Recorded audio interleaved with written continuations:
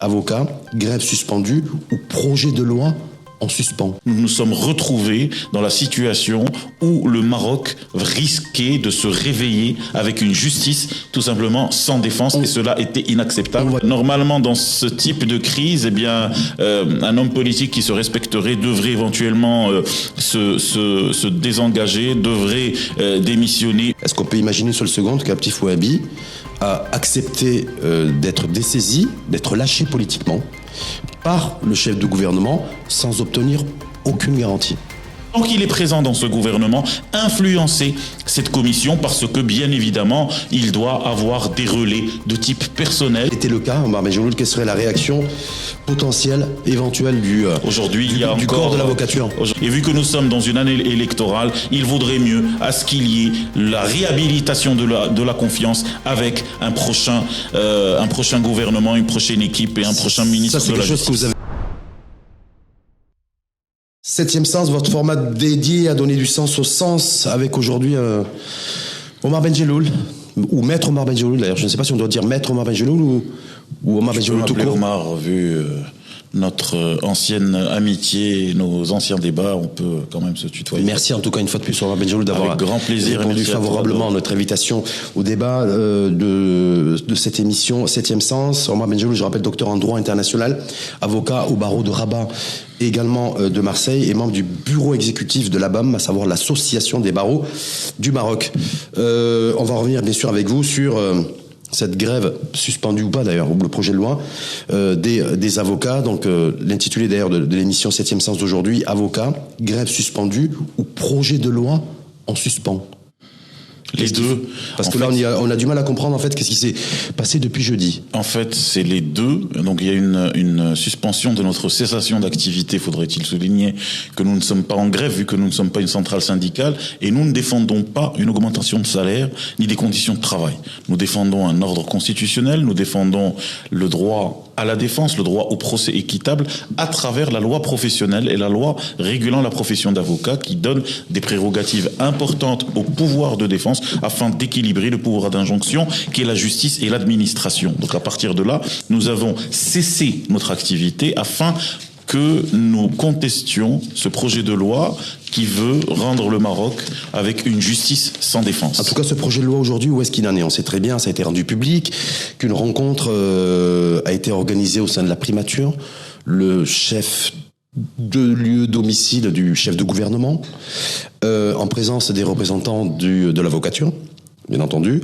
Et du coup, on s'est retrouvé avec une grève qui a été levée, ou une cessation d'activité qui a été levée en réponse justement à ce que vous dites, c'est-à-dire que aujourd'hui le président du gouvernement a retiré le dossier du projet de loi régulant la profession d'avocat du ministre de la justice, parce que tout simplement il a été responsable moral, politique et éthique de la crise dernière qui a amené les avocats à être à l'avant-garde de la défense des prérogatives citoyennes et de l'ordre constitutionnel, parce que tout simplement nous découvrons, suite à une année de mise en secret d'un projet de loi qui a été rédigé dans des laboratoires occultes, nous nous sommes retrouvés dans la situation où le Maroc risquait de se réveiller avec une justice tout simplement sans défense, et cela était inacceptable. On va y aller aujourd'hui, maître, si vous permettez, de manière didactique. Vous dites clairement que depuis jeudi dernier, donc cette réunion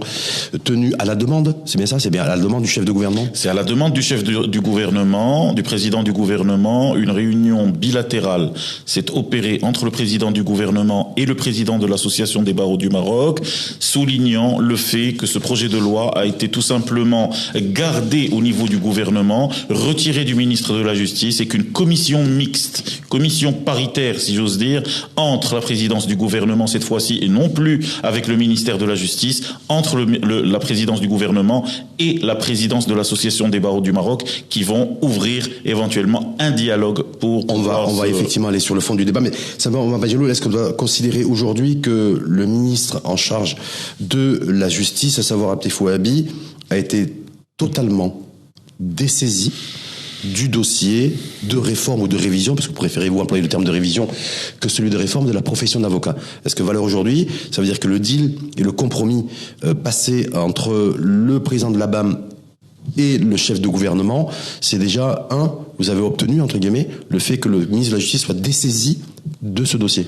En fait, le ministre de la Justice a été dessaisi par décision régalienne du président du gouvernement, et donc ça a été posé sur la table de la réunion comme déjà un acte régalien établi par le président du gouvernement. C'était pas une exigence des avocats. Nous exigions pour pouvoir effectivement assister à une rencontre, un échange avec le chef de gouvernement. Nous exigions tout simplement le retrait de ce projet de loi. C'est-à-dire aujourd'hui, vu qu'il y a eu un coup d'État législatif sur le consensus et sur l'accord et sur les propositions qui ont été faites dans le cadre de l'article 13 de la Constitution, qui incite le gouvernement et incite le ministre de tutelle à ce qu'il renvoie pour avis aux hommes de l'art et donc aux praticiens, aux experts, pour qu'ils puissent avancer dans cette élaboration législative, chose qu'il n'a pas respectée. Donc aujourd'hui, le président du gouvernement a retiré le projet de loi et propose donc à la BAM, à l'Association des barreaux des avocats du Maroc, à ce qu'on crée une commission mixte. Maintenant, ce que vous dites est vrai, c'est-à-dire que la loi sur la profession d'avocat a été retirée du ministre de la Justice, mais attention, vigilance à ce que le ministre de la Justice, vu qu'il n'a pas démissionné, parce qu'en ce genre de cas, il y a des rumeurs, vous avez entendu comme quoi il y a des rumeurs, comme quoi il aurait mis sa démission sur le qu'il aurait démenti chez l'un de vos confrères. Oui. Normalement, dans ce type de crise, eh bien, un homme politique qui se respecterait devrait éventuellement se désengager, devrait démissionner ou être démissionné, mais en tout cas aujourd'hui nous sommes dans une ligne médiane qui est de frigorifier sa position au sein du gouvernement, de lui retirer le projet de loi. Juste une inquiétude qui aujourd'hui flotte dans le cadre de la mise en place de cette commission mixte, qui d'ailleurs devrait interpeller aussi le président du gouvernement qui a prouvé sa bonne foi dans ce dossier, c'est que le ministre de la Justice pourrait éventuellement, tant qu'il est présent dans ce gouvernement, influencer cette commission, parce que bien évidemment, il doit avoir des relais de type personnel, de type humain, avec les deux parties de la commission, c'est-à-dire du côté des avocats comme du côté de la primature, vu qu'il y a la présence de certains magistrats au sein de l'équipe de la primature, et qu'il y a aussi des amitiés personnelles qui l'ont défendu depuis le début du mandat de l'Association des barreaux du Maroc sur tout le processus législatif, qui sont encore là et qui sont dans la commission de dialogue. Est-ce qu'on peut imaginer, Omar Medjeloul, et surtout quand je dis on peut, est-ce que vous pouvez imaginer, vous, à titre personnel en tant qu'avocat, mais également au niveau de la communauté des avocats, que Abdel Ouabi a donc du coup été dessaisi par le chef de gouvernement de ce dossier, de cette révision ce texte de loi qui régissant le fait de revoir la profession d'avocat sans avoir de garantie. Est-ce qu'on peut imaginer une seule seconde qu'Abdel Ouabi a accepté d'être dessaisi, d'être lâché politiquement par le chef de gouvernement sans obtenir aucune garantie? Aujourd'hui, vous êtes plein de bon sens, vous êtes lucide, vous avez de la tête. Nous sommes une profession ancestrale qui croit au dialogue, dont d'ailleurs le débat contradictoire est le fer de lance de sa profession et de sa mission universelle de défense. Donc à partir de là, nous n'avons aucune inquiétude sur nos capacités de dialoguer et sur le fait de croire en le dialogue. Aujourd'hui, le président du gouvernement a tout simplement donné un gage de bonne foi que nous acceptons, que nous saluons. En lâchant le ministre, en lui retirant le projet de loi. Ceci dit, il faudra garantir et couvrir ce processus à ce que l'entêtement du ministre de la Justice psychologique n'aille pas jusqu'à avorter cette opération en tentant de faire passer ses propres dispositions à travers même cette commission qui ne lui appartient pas, vu qu'il a encore une fois des relais dans les deux parties de cette commission mixte. Si tel était le cas, Omar Medjeloul, quelle serait la réaction potentielle, éventuelle du corps de l'avocature? Aujourd'hui, il y a encore une mobilisation. Nous sommes le corps professionnel dont la conscience collective est la plus vivace, qui se confronte par rapport à un débat d'idées interne qui est très sain, qui peut être parfois très violent, mais on arrive encore une fois à la défense d'une contradiction principale, c'est celle de défendre l'ordre constitutionnel, de défendre le pouvoir de défense qui est mis entre les mains de la société, individus et groupes d'individus. Donc aujourd'hui, la mobilisation risquerait d'être totale si jamais nous considérons qu'il y a un soupçon d'agression par rapport aux Marocaines et aux Marocains via ce projet de loi dont les dispositions pourraient réapparaître au sein d'une nouvelle mouture. Ça a été clairement dit au chef de gouvernement jeudi. Je n'ai pas été présent. Je n'ai pas été présent dans cette réunion. Le président de la BAM. Mais ce qui est certain, c'est que il y a eu un gage de bonne foi de la part de la présidence du gouvernement. Il y a eu la mise en place d'une commission mixte. Aujourd'hui, le débat est sur la méthodologie de travail, sur les mécanismes de travail, et puis sur les plateformes et les postulats sur lesquels nous allons débattre. Il est hors de question à ce que la mouture, le projet de loi qui agresse l'ordre constitutionnel marocain, qui est le projet de loi 66-23, soit la plateforme de négociation. Donc aujourd'hui, nous débattons, nous sommes dans une forme de reset pour pouvoir emprunter une terminologie informatique ou intelligence artificielle, mais en tous les cas, nous sommes dans une refonte totale du débat dans le cadre de l'article 13 de notre Constitution. Donc ça veut dire que vous avez obtenu gain de cause, que c'est une victoire pour vous, le fait que le chef de gouvernement, ait dessaisi le ministre de la Justice de ce dossier, et deux, le fait d'avoir, on va dire, suspendu ce projet de loi portant sur la révision de la profession d'avocat. Est-ce que pour vous c'est une double victoire? Nous avons peut-être gagné une bataille, mais nous n'avons pas été victorieux sur toute la guerre, parce que il faudra juste qu'on comprenne, que vos téléspectateurs et vos auditeurs comprennent qu'il y a une guerre méthodique contre le pouvoir de défense qui est opérée par la législation que nous offre le ministère de la Justice, qui est doublon entre le pouvoir exécutif et le pouvoir judiciaire. Cela affaiblit le corps immunitaire de notre société et de notre État, et cela est inacceptable, et c'est pour cela que les avocats sont vent debout. Donc nous avons gagné une bataille pour éventuellement empêcher à ce qu'il y ait un génocide législatif, mais il faudra rester vigilant jusqu'à ce qu'il y ait retrait définitif de cette loi, pour que les avocats de cette loi puissent... dans sa version actuelle, ou alors vous dites même si la version est revue et corrigée, dans sa version actuelle, ce texte-là peut rester en vie, parce que les postulats de départ, les fondements de ce projet de loi sont complètement iniques et complètement assassins par rapport au pouvoir de la défense et du procès équitable. Donc il faudra totalement se débarrasser de ce projet de loi et redémarrer avec de nouvelles plateformes que sont la Constitution, le pacte national sur la réforme de la justice, le droit international et bien évidemment l'ensemble des travaux élaborés par les barreaux du Maroc. Je crois savoir, Omar Benjelloul, en préparant votre venue et bien sûr ce débat, que la base apparemment d'échange et de négociation plus ou moins de cette commission mixte qui a été mise en place, c'est ce projet de loi. Le projet de loi de Ouabtef Ouabi. Donc c'est ça en fait qui va servir de base pour échanger et pour discuter. Donc vous dites en même temps qu'en fait non, nous on veut plus de ce projet de loi, il faut pas qu'il soit suspendu, il faut qu'il soit totalement retiré. Cela n'a pas été exigé ni par le président du gouvernement ni par la commission mixte du côté de la présidence du gouvernement. Oui.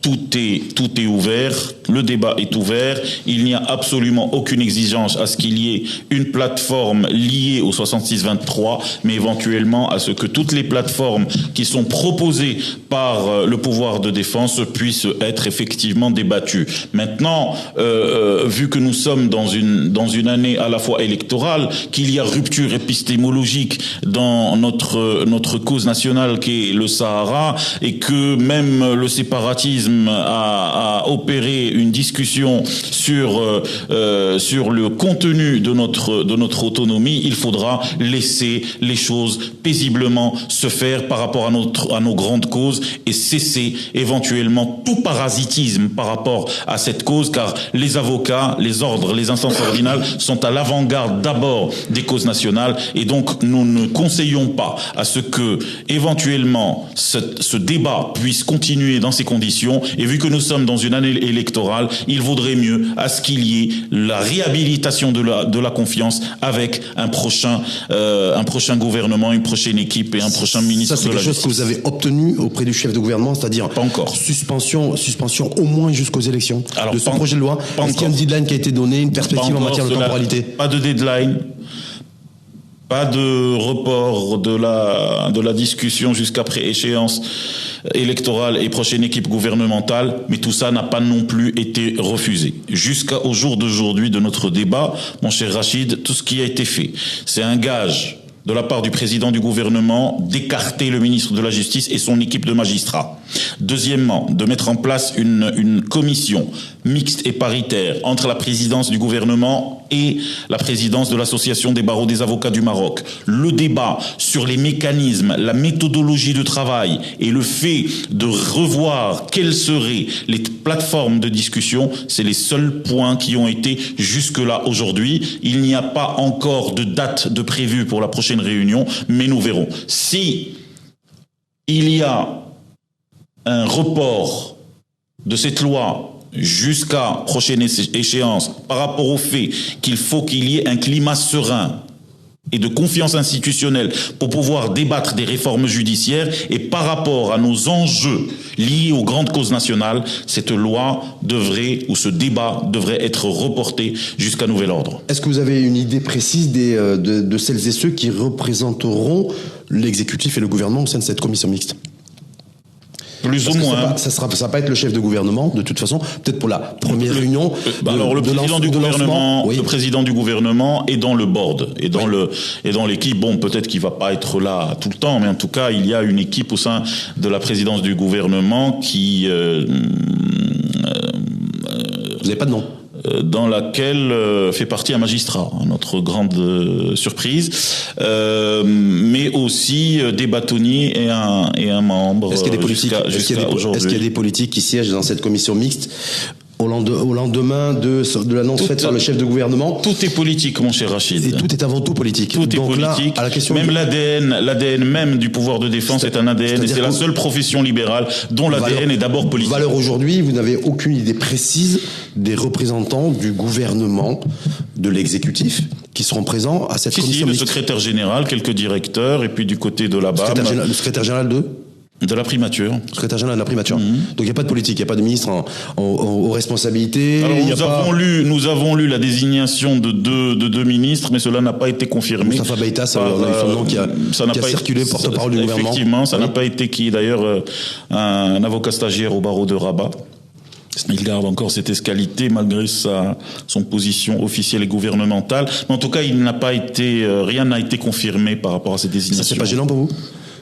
C'est pas gênant pour vous de pas savoir demain avec qui vous allez discuter, la commission paritaire au jour d'aujourd'hui se compose officiellement de la secrétaire générale et de certains chefs de département, du côté des avocats, de quelques bâtonniers de barreau principal, plus un membre. Donc on voit bien que dans la perspective des élections, les trois partis coalisés un membre à qui est opposé une grande réserve par rapport à ses accointances avec le ministre de la Justice. On voit bien aussi, en tout cas on peut faire cette déduction, c'est ce que je vais faire d'ailleurs, je vais me risquer à faire cette déduction que dans la perspective des élections, on parle de septembre 2026, donc on parle d'une période de 5-6 mois, on voit bien qu'il n'y a aucun responsable, donc aucune responsabilité politique au sens partisan du terme, qui a décidé de siéger dans cette commission ou de jouer un rôle politique. Vous êtes face à l'administration et à la haute administration. Ah non, la présidence du gouvernement est une très très haute responsabilité politique, d'ailleurs que les avocats aujourd'hui... Oui, il y aura une fonction honorifique, le chef de gouvernement, dans cette commission mixte.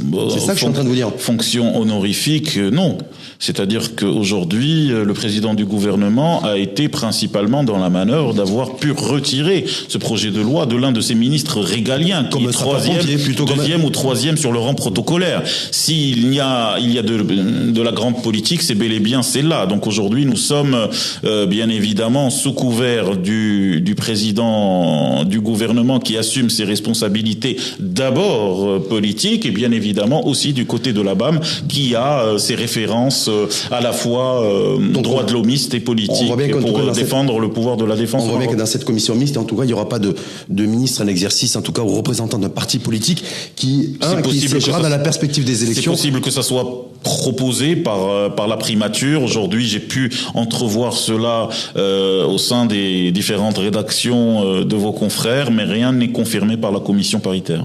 Certains pourraient déduire aussi, là c'est pas ma déduction, que effectivement de mettre en place une commission comme ça, un peu à la va-vite, un peu sous la pression, parce que je rappelle que vous avez exercé un pouvoir de nuisance extrême, en menaçant une démission collective de tous les avocats et en menaçant de passer à l'acte si effectivement le projet de loi de loi de révision de la profession d'avocat n'était pas retiré, non pas suspendu, parce que la première motivation, la première revendication des avocats, c'était pas le retrait, c'était pas la suspension, je veux dire, c'est le retrait du projet de loi. Là, vous avez lâché, rien que sur la base d'une suspension du projet de loi. Mais au-delà de ça, c'est de se dire, effectivement, on est à quelques mois des élections, on a un ministre de la Justice qui est dessaisi, on met en place, on construit très rapidement une commission mixte. On n'a pas encore les personnes qui sont désignées. Ça ressemble à un dossier en fait qu'on veut mettre dans une case, au frigo ou au congélateur, définitivement, et qu'il fallait nécessairement trouver un échappatoire rapide pour calmer les esprits. Ça peut ressembler à ça. À ce que cette loi soit reportée jusqu'après les élections, qu'on appelle ça un frigo, moi ça ne me dérange pas. L'essentiel c'est d'être dans un environnement, de confiance et de pouvoir assurer d'abord nos priorités au niveau national. Ensuite, par rapport à notre nuisance, c'est pas nous qui ont créé le parasitisme ou la nuisance, c'est bel et bien le ministre de la Justice qui opère un coup d'État législatif, qui opère un coup d'État et un abus de confiance par rapport au fait d'avoir fait confiance à la procédure de secret, qu'a refusé bel et bien les avocats durant toute une année et quelques, et donc à partir de là, celui qui a semé cette zizanie et qui a semé la nuisance, et justement par rapport à de grandes causes et de grandes échéances qu'attend le Maroc, c'est bel et bien le ministre de la Justice, sans parler de sa communication politique qui est complètement aléatoire et diffamatoire à l'égard des professions libérales, donc cela est un autre sujet. Donc en tout cas, ce projet de loi, il est suspendu ou en suspens? Il est suspendu et nous tentons de le mettre sur la table d'une négociation sereine, où la légitimité triomphe, où la confiance devrait triompher, sur la base d'un nouveau postulat légistique et donc de référentiel juridique nouveau. L'idéal serait d'empêcher les différents risques dans le cadre du risk management politique et à ce que le président du gouvernement effectivement reporte ce projet de loi jusqu'après les élections législatives de septembre. Dernière 2026. Petite question, Mohamed Jelloul, vous étiez là, ici même, il y a un peu plus de 2 ans. Depuis 2 ans, il y avait déjà des menaces de cessation d'activité, de rassemblement des avocats des robes noires à travers le pays. On l'avait vu d'ailleurs avec des tribunaux qui déjà, à cette époque-là, en 2023, il y avait déjà les ralentissements de traitement d'affaires judiciaires et autres. Et à l'époque, l'objet était la révision fiscale. C'était l'ambition et la volonté de Abdel Fouabi de remettre un peu d'ordre sur le terrain fiscal et de soumettre tous les avocats du pays à un barème, à un régime fiscal, pour la faire court. C'était ça. Et à cette époque-là aussi, celui qui avait permis un petit peu de trouver un consensus et de sortir de cette situation de crise juridique, d'ailleurs, ça avait été le chef de gouvernement. Donc aussi, ça avait été une rencontre à la primature, ça avait été aussi Abdel Fouabi qui avait été dessaisi du dossier, ça avait été... Donc est-ce qu'on a pas un bis repetita et se dire voilà, c'est...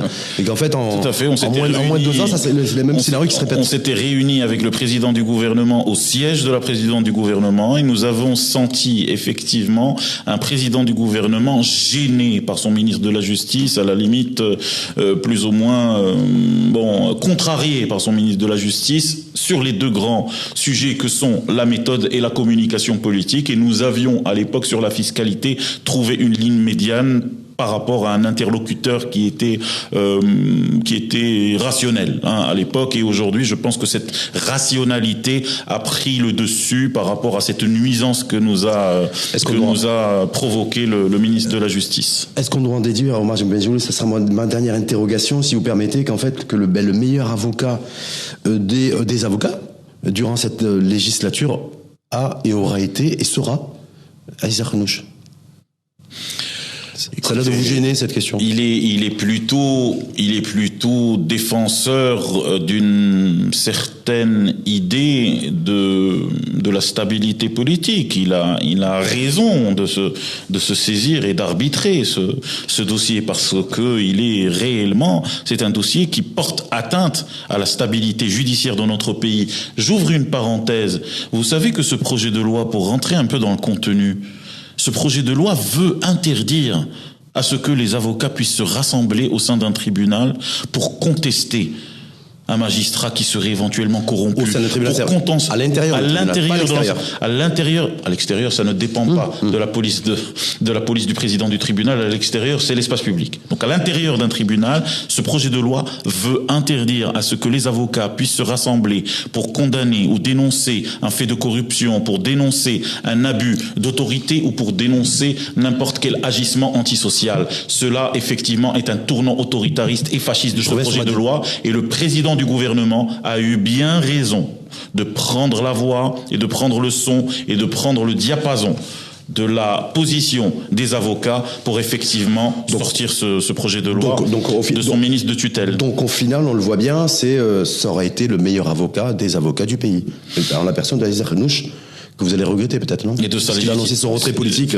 Surtout défenseur de sa légitimité politique, il a eu bien raison d'opérer ce qu'il a fait. Donc vous dites, le meilleur défenseur des avocats, ce sont les avocats eux-mêmes qui ont éventuellement montré à l'opinion publique et à l'opinion internationale et aux institutions et à tout le monde que effectivement ils avaient une très très grande conscience et une très très grande capacité de mobilisation et non de nuisance. Vous dites bravo et merci à Aziz Akhnouch suite à son intervention, le fait que ce soit lui saisi du dossier de cette révision de... Nous saluons son pas, et faudrait-il qu'il soit vigilant par rapport aux manœuvres de son ministre de la Justice à l'intérieur de cette commission et essayer de l'entourer. Encore une fois, l'idéal, c'est de reporter ce projet de loi jusqu'à ce qu'il y ait une conjoncture paisible, doté de plus de légitimité pour qu'on puisse débattre à tête reposée avec une nouvelle équipe.